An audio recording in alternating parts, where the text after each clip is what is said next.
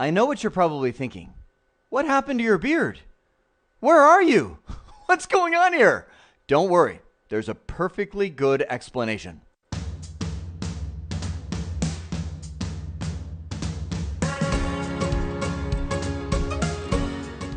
As many of you know, we build a lot of the content that we have here at CBT Nuggets around certifications. And this base configuration skill is built around the Cisco CCNA certification. But as I was going through building all of the content, I got to the very end and they said, enable your devices for SSH. And I go, that shouldn't be at the end. That should be part of the base configuration. Thus, I went all the way back to the beginning where you are right now and injected this video right here. So I've always wanted to say this. Hello from the future.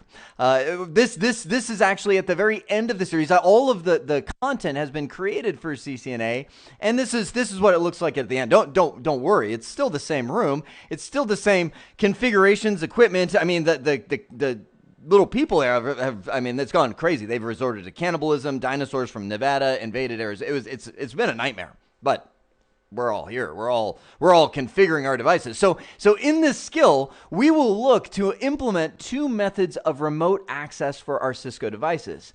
Telnet, which will take very little work, and SSH. Here's the process.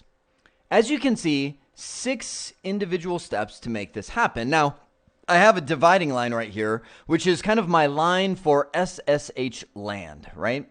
First thing that I want to make sure you understand is Telnet is turned on Cisco devices by default. You don't have to do anything. If you look, I've got my console cable plugged in right here, but we know this is all connected to this switch infrastructure, and I actually plugged my computer in right here, connected to this switch, which of course is connected to all the other switches, and I can go onto my computer, which is right here, open a command prompt, and type in telnet 192.168.1.1. And if I spell it right, 192.168.1.1, it comes up and it's like, bam, you are logged in. You have, there's my logon banner. I can type in Cisco, and I'm there. I'm on the router that I even have this console cable plugged in. I mean, truth be told, I mean, if you really want to see, I can actually access. Let me grab Putty. I can access this device in 2 ways at the same time. You can see. Hey, let me clear out my chicken scratch here. I'm telnetted in right here in a command prompt. And I'm using this Putty console to console in and access it through the console port. So I'm actually accessing the same device 2 different ways right here. And that's fine. Our goal is to enable it for remote access. Now, you might be saying, well, Jeremy, it's already enabled for remote access. You just telnetted into the device. And that's true. But let's inject right here the word secure, right? First and foremost, right now we are using, when we access this device, this router, we're using the password that is entered under the VTY lines. It's valid. I can type it in, but it's only one password. If you want to take a step to becoming more secure, you want to move in the direction of user accounts rather than just passwords. Now, why is that? Well, if you just have a password and you have multiple administrators and one of those administrators goes AWOL or gets fired or leaves the organization, you have to go in and change all the passwords on your devices, which can affect scripts. It can, I mean, there's a lot of change management that has to go around a change like that. Whereas if you would have gone with user accounts rather than just a static password under the VTY line, you can just disable his user account and you're done. You don't have to worry about any other changes, and you would have had to disable his user account anyway when he leaves the organization, right? So let me first off show you when we're here, how do we create the user accounts that we can use to secure our access? Well, check this out. I'll use my console connection so we can test it with the Telnet connection on the other side. I'm going to get into privilege mode, which we're comfortable with, right? I'm going to get into global configuration mode, configure terminal, and I'm going to type in username followed by, and you type in the name of the user. It's not case sensitive, not the username anyway. The password is, right? So I'll type in username Jeremy, right? I'll create one for myself. I know a lot of people love lowercase names. I just don't, and it never settled in. So Jeremy. It then comes up and it's like blah, because there's a lot of stuff that you can attach to a user account. I mean, we're just going to talk about setting a password, but you could set all kinds of policies around individual users, right? Now, there's 2 ways that you can set passwords. Well, I guess 3 ways. You could say Jeremy has no password if you really wanted to go that way, but you can either say password, which sets a password, or secret. This is just like the enable password and enable secret. If you use the password, if I type in password right here and type in a password, it's going to just store it in clear text in the running config. Whereas if I type in secret, which is a better way, it's going to have a hash version, an encrypted version of that password in the running config. So I'll type in my secret is going to be Cisco, right? Boom, done. I've created a user account. But check this out. Watch this. Watch this. I'm going to go back here. Whoop, hang on. Wrong one. Right there. Actually, I'm all over the place. Here we go. I've got my my telnet, and let me exit out of here, right? And I'm going to telnet back to the router, and it comes up and it said password. It's not asking me for the username. It's just saying what's the password, and I'm like, okay, okay. That wasn't what I wanted. I wanted it to ask me for the username. Well, that's because we haven't yet set the logon type. You can create usernames all day, but until you tell your ports, namely your VTY and console ports, to use a different logon type, a different database of passwords and user accounts, it's not going to do anything. So let's go there. I'll open my console port connection, and I'm going to go under line VTY 0 space 4. Now, this is the same way we originally assigned a password to these VTY lines. As a matter of fact, let me do this. I'll do a show run, and I'll do section line, which just shows all the line configurations, right? And you can see right here, there's our previous configuration. I've got a password typed in there, and notice I have login typed in there. Now, come on, remind me, what did that do? What was that login command? It required logins, right? If I type in no login, it says, okay, no login is required. It's not saying you can't log in. It's saying there's no login required, right? But watch this. Wait, there's more. If you go under that VTY lines, this is the mode that we're in right now. You can see line VTY 0 space 4. And I actually type in login space, and I'll hit question mark. It says, well, what other options do you have? Local. Now, I really don't like the description of this. It's like local password checking. What does that mean? What it means is use the local database of usernames and passwords for your password checking. Watch what happens. I'm going to type in login local, right? And so let me hit the up arrow and show that now. So notice again, we still have the password under there. That's fine. But by typing this one command right here, login local, it's no longer using the password.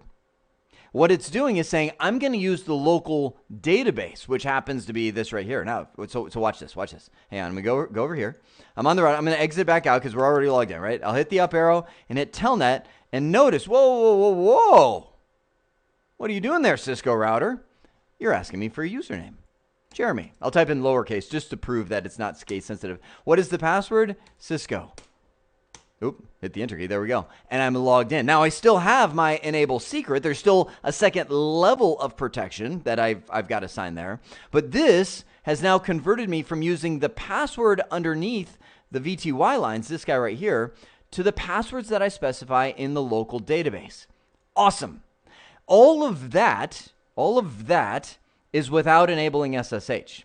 And you remember, the difference between Telnet and SSH is this one gives you a fully encrypted connection to the device, whereas Telnet, everything that you type is in clear text. So here's my dividing line of SSH, right? All of this that's before it is needed for SSH. You can't do SSH without having user accounts and login types and all that kind of stuff. But this stuff right here is what enables the encryption. So let's do it. I'm going to go back to my router right here. I'm going to exit back out, and you can see the first step, hang on, go right here, is number 4, generate crypto keys. See, when we are securing our devices with SSH, you need encryption keys. And the good news is you don't have to go buy them somewhere. Your router can generate them for you. And the way that you instruct it to do that is you go to global config mode, just like we are right now. You type in crypto key generate, and it's like, okay, well, what kind of keys do you want? SSH uses RSA keys. So, guys, there's no way around this one. You just got to remember this command. Crypto key, I want some new keys. I want to generate them. I don't want to buy them. I don't want to create certificate. There's a lot of ways to do encryption, but I'm going to generate my own encryption keys. They're going to be RSA keys. Then it's going to be like, okay, well, here's all of the stuff that you can tack onto there. You know what? I'm going to let it walk me through exactly what it needs. Watch. I'm going to hit enter right here. It's saying, oh, by the way, you've already got some RSA keys. That's because, hello from the future. We actually enable SSH in one of the later videos of CCNA. So pretend you didn't see that message. Pretend it wasn't there, because normally if it's a brand new router, it won't be there. So it's saying you already got some keys. I'm going to say, well, that's fine. I'm going to replace them. It's going to say, okay, well, tell me the size of the keys. Now, oh, did you see this, by the way? Notice, as soon as I terminated my old keys, it's like, okay, SSH is disabled. You can't do SSH without some keys. So I'm going to say, okay, the bits of the modulus, how much encryption you want. 512 is considered a pretty weak key. You can see, you can use any range of think of this as the strength of your keys. How complex is your encryption formula? A normal one is either 1024 or 2048. I'll type it in here. Either 1024, you might jot that down, 1024 or 2048. And you know, this little message kind of bumped my key down. I'm actually typing right there, right? 2048. So I'll use 1024 just because it's going to be faster to generate it. I'll hit enter, and notice it comes up and says, okay, I'm generating. It took me about 2 seconds to do that, and now I've enabled SSH 1.99. Technically, it's 2.0. So 2.0 has a stronger encryption. You can see before it was saying SSH 1.5 was disabled, and now it's enabled SSH 1.9. That's because, hello from the future, when I enabled SSH in a previous video, actually in a future video for you, you'll see it, you'll get there. We just used the default 512 strength, 512-bit strength of the keys, which SSH version 2 uses stronger keys than that. It requires stronger keys than that. So we've done it, right? We've enabled the crypto keys. Now select the SSH version. The good news is that the SSH version is already selected for us, right? If we wanted to change it, we could type in, actually, I think it's IPSS/SSH, and you can see right here, there's all kinds of options. You can type in version, and you can change your protocol version. It's essentially the old one, the new one. You want to use the new one, right? And that's what's on right now by default. So the last thing, if you want to, hang on, let me jump back here. If you want to, you can stop right here.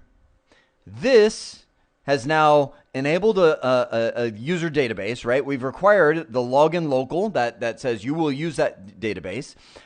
We generated our crypto keys. We've enabled SSH version 2. You could stop right here if you wanted both Telnet and SSH to work, right? Matter of fact, I'll prove it to you.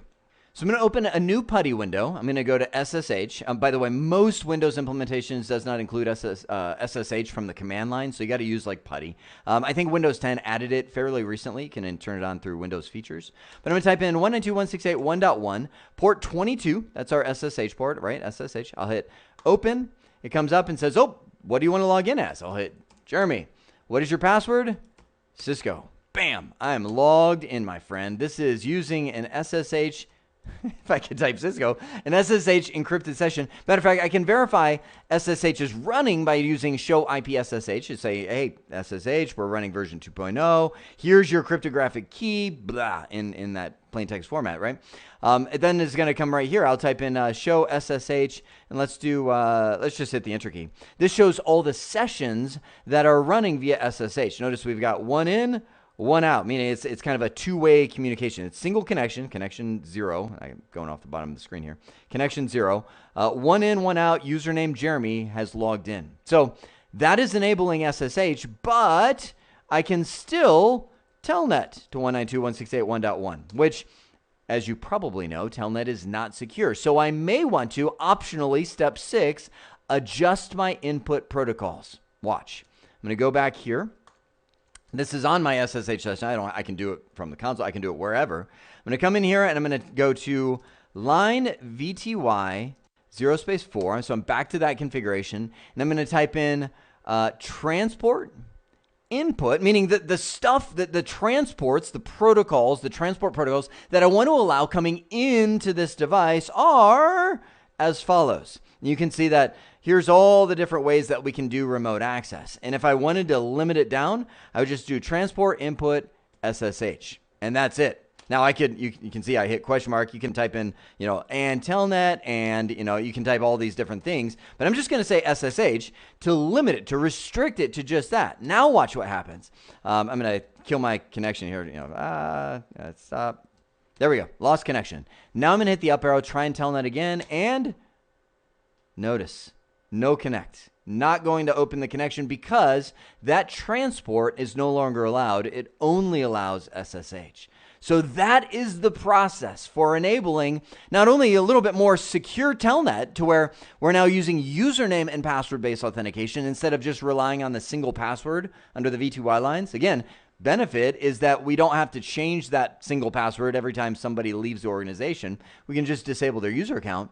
But then below that dotted line right here, you can see that we have the steps in the process to turn on the encrypted SSH connections to our devices. You've now seen the two methods of remote access, Telnet and SSH. I hope this has been informative for you, and I'd like to thank you for viewing.